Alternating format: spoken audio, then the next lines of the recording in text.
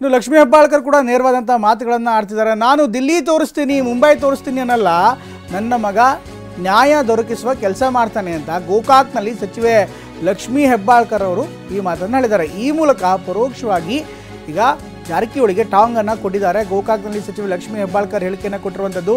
ನಿಮ್ಮೆಲ್ಲರನ್ನ ಕೈ ಮುಗಿದು ಕೇಳ್ಕೊಳ್ತೇನೆ, ಮೃಣಾಲ್ ಹೆಬ್ಬಾಳ್ಕರ್ ದೆಹಲಿಗೆ ಕಳಿಸ್ಕೊಡಿ. ನಿಮ್ಮ ಉತ್ಸಾಹದಿಂದ ಧೈರ್ಯ ಹೆಚ್ಚು ಕೆಲಸ ಮಾಡುವಂತೆ ಮಾಡ್ತೀನಿ. ನಾ ಸುಮ್ಮನೆ ಯಾರ ತಂಟೆಗೆ ಓದೋಳಲ್ಲ, ನನ್ನ ತಂಟೆಗೆ ಪದೇ ಪದೇ ಬರ್ತಾರೆ, ಜನಾನೇ ಉತ್ತರಿಸ್ತಾರೆ. 25 ವರ್ಷ ಸತತ ಪ್ರಯತ್ನದಿಂದ ಈ ಹಂತಕ್ಕೆ ಬಂದಿದ್ದೀನಿ.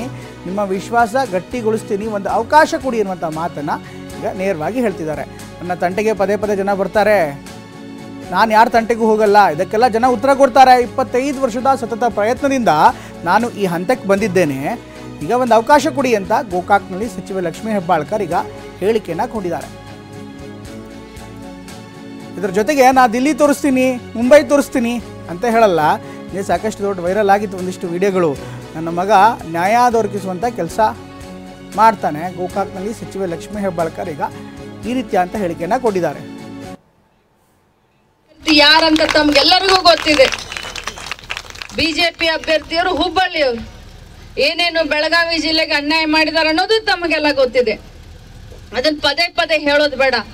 ಅಂದ್ರೆ ಇವತ್ತು ಬಿಜೆಪಿ ಅವ್ರು ಏನ್ ಹೇಳ್ತಾ ಇದ್ದಾರೆ ಅಂತಂದ್ರೆ, ಮೋದಿ ಅವ್ರನ್ನ ನೋಡಿ ಶೆಟ್ಟರ್ಗೆ ಓಟನ್ನ ಕೊಡಿ ಅಂತ ಹೇಳ್ತಾ ಇದ್ದಾರೆ.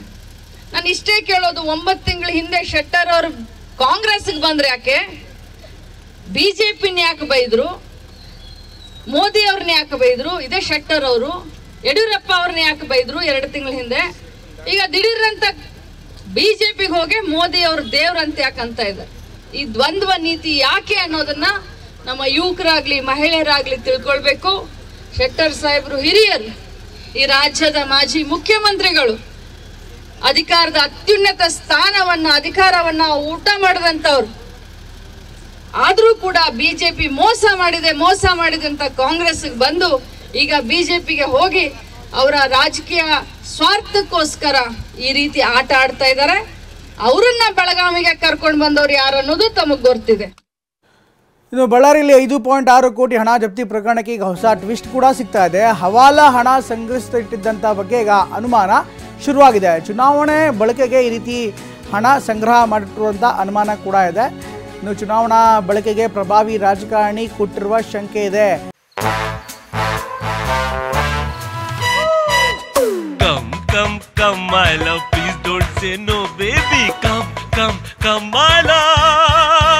ವಿ-ಗಾರ್ಡ್ ನ air coolers extra large cooling pad ನೊಂದಿಗೆ ಇದು ಎಂತೆಂಥವರನ್ನು ಕೂಲ್ ಆಗಿಸುತ್ತೆ. V Guard air coolers, long lasting cooling. ಆ ರಾಜಕಾರಣಿ ಯಾರು ತನಿಖೆಯಿಂದ ಹೊರಗಡೆ ಬರಬೇಕಾಗತ್ತೆ. ದಾಖಲೆ ಇಲ್ಲದೆ ದೊಡ್ಡ ಮಟ್ಟದ ಹಣ ಬಂಗಾರ ಸಂಗ್ರಹ ಮಾಡಲಾಗಿದೆ. ಇಷ್ಟೊಂದು ನಗದು ಆಭರಣ ಯಾಕೆ ಸಂಗ್ರಹ ಮಾಡಿಟ್ಟಿದ್ರು, ಚುನಾವಣೆಯಲ್ಲಿ ಬಳಕೆಗೆ ಸಂಗ್ರಹ ಮಾಡಿಸಿದ್ರು ಅನ್ನುವಂಥ ಅನುಮಾನ ಇದೆ. ಇದು ಹವಾಲಾ ದಂಧೆಯಲ್ಲಿ ಬಳಕೆಗೆ ಇಟ್ಟಿದ್ರ ಅನ್ನುವಂಥ ಅನುಮಾನ ಕೂಡ ಈಗಾಗಲೇ ಇದೆ. ಇನ್ನು ಚಿನ್ನದ ವ್ಯಾಪಾರಿ ನರೇಶ್ ಸೋನಿ ಮನೆಯಲ್ಲಿ ಪತ್ತೆಯಾಗಿದೆ. 3 kg ಬಂಗಾರ, 60 ಲಕ್ಷ ಮೌಲ್ಯದ ವಸ್ತುಗಳು ಈಗ ಜಪ್ತಿಯಾಗಿತ್ತು.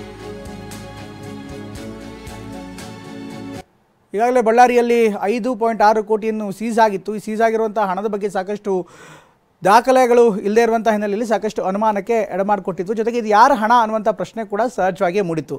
ಯಾಕೆಂದರೆ ಇಷ್ಟು ದೊಡ್ಡ ಪ್ರಮಾಣದ ಹಣ ಈಗ ಚುನಾವಣೆಯಲ್ಲಿ ಬಳಕೆಯಾಗಿರುವಂಥ ಸಾಧ್ಯತೆ ಇರುತ್ತೆ, ಅಥವಾ ಚುನಾವಣೆಯಲ್ಲಿ ಅಕ್ರಮಕ್ಕೋಸ್ಕರ ಈ ಹಣವನ್ನು ಸಂಗ್ರಹ ಮಾಡಲಿಲ್ಲಾಗಿತ್ತು ಅನ್ನುವಂಥ ವಿಚಾರ ಕೂಡ ಇತ್ತು. ಇದರ ಜೊತೆಗೆ ಚಿನ್ನದ ವ್ಯಾಪಾರಿ ನರೇಶ್ ಸೋನಿ ಅವರ ಮನೆಯಲ್ಲಿ ಈ ಎಲ್ಲ ಹಣ ಸಿಕ್ಕಿದೆ. ಇದರ ಜೊತೆಗೆ ಚಿನ್ನಾಭರಣ ಕೂಡ ಸಿಕ್ಕಿದೆ. ಹೀಗಾಗಿ ಇದು ಸಹಜವಾಗಿ ರಾಜಕಾರಣಿಗಳಿಗೆ ಸೇರಿದ್ದ ದುಡ್ಡ ಅನ್ನುವಂಥ ಅನುಮಾನ ಈಗ ಇಲಾಖೆಗಳಿಂದ ವ್ಯಕ್ತವಾಗ್ತಾ ಇದೆ.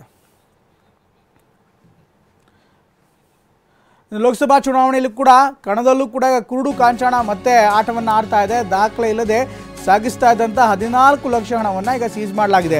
ಲೋಕಸಭೆ ಚುನಾವಣೆಯಲ್ಲಿ ಮತ್ತೆ ಈಗ ದುಡ್ಡು ನಾಟ ತುಂಬ ಜೋರಾಗ್ತಿದೆ. ದಾಖಲೆ ಇಲ್ಲದೆ ಸಾಗಿಸ್ತಾ ಇದ್ದಂಥ 14 ಕೋಟಿಯನ್ನು 14 ಲಕ್ಷವನ್ನು ಇನ್ಫ್ಯಾಕ್ಟ್ ಸೀಸ್ ಮಾಡಲಾಗಿದೆ. ಬಾಗಲಕೋಟೆ ತಾಲೂಕಿನ ನಾಯನಗೇಲಿಯಲ್ಲಿ ಈಗ ಹಣ ಸೀಸ್ ಮಾಡಿರುವಂಥದ್ದು. ತಮಿಳುನಾಡು ಮೂಲದ ಲಾರಿಯಲ್ಲಿ ಹಣ ಸಾಗಾಟ ಮಾಡಲಾಗಿತ್ತು ಅನ್ನುವಂಥ ಮಾಹಿತಿ ಕೂಡ ಲಭ್ಯವಾಗ್ತಾ ಇದೆ. ಈಗ ತಪಾಸಣೆ ವೇಳೆ ಲಾರಿಯಲ್ಲಿದ್ದ 14 ಲಕ್ಷ ವಶಕ್ಕೆ ಪಡೆಯಲಾಗಿದೆ. ಇದರ ಬಗ್ಗೆ ಪೂರ್ವಾಪರ ವಿಚಾರಿಸಿದಾಗ ಯಾವುದೇ ದಾಖಲೆ ಸಿಕ್ಕಿಲ್ಲ. ಹಾಗಾಗಿ ಬಾಗಲಕೋಟೆ ಗ್ರಾಮಾಂತರ ಪೊಲೀಸರಿಂದ ಕಾರ್ಯಾಚರಣೆ ಮಾಡಿದ್ದಾರೆ. ಈ ಕಾರ್ಯಾಚರಣೆ ವೇಳೆ 14 ಲಕ್ಷ ನಗದು ಸಿಕ್ಕಿದೆ. ಫ್ಲೈಯಿಂಗ್ ಸ್ಕ್ವಾಡ್ ಜೊತೆ ಜಂಟಿ ಕಾರ್ಯಾಚರಣೆ ಮಾಡಿದಂಥ ಸಂದರ್ಭದಲ್ಲಿ ಪತ್ತೆಯಾಗಿದೆ. ಈ ಹಣ ಏನಿತ್ತು ಅದ್ರ ಬಗ್ಗೆ ಯಾವುದೇ ಮಾಹಿತಿ ಇಲ್ಲ. ಅಂದರೆ ಯಾರಿಗೆ ಸಂಬಂಧಪಟ್ಟಿದ್ದು, ಆ ಲಾರಿ ಮಾಲೀಕರಿಗೆ ಸಂಬಂಧಪಟ್ಟಿದ್ದ ಅಥವಾ ಬೇರೆ ಯಾರಿಗಾರು ಸಂಬಂಧಪಟ್ಟಿದ್ದ? 14 ಲಕ್ಷ ಹೊತ್ತೊಯ್ತಾ ಇದ್ರು. ಆದರೆ ಈ 14 ಲಕ್ಷ ಹಣ ಯಾರಿಗೆ ಸೇರ್ಪಡೆ ಆಗಿದ್ದು ಅಥವಾ ಯಾರಿಗೆ ಸೇರಿದ್ದು ಅನ್ನುವಂಥದ್ದು ಯಾರಿಗೂ ಕೂಡ ಗೊತ್ತಾಗ್ತಲ್ಲ. ಹೀಗಾಗಿ ಇದನ್ನು ಸೀಸ್ ಮಾಡಲಾಗಿದೆ.